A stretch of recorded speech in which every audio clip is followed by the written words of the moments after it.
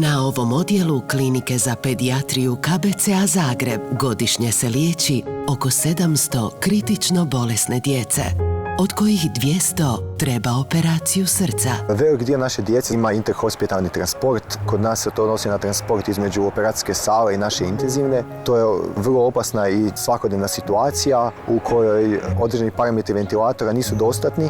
Imamo zapravo problem sa plućnom cirkulacijom u kojem nije moguće da krv prođe kroz pluća i tu desna strana srca zatajuje.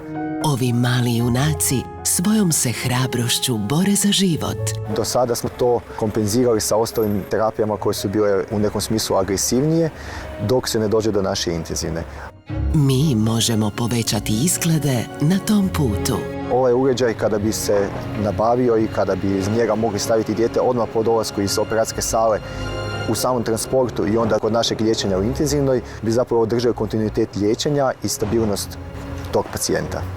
Naš mali doprinos Ovaj uređaj apsolutno spašava život. može bitno pomoći. Poziv na broj 060 9007 uvelike bi nam pomogli u nabavci uređaja koji bi osigurao siguran transport kritično oboljele djece.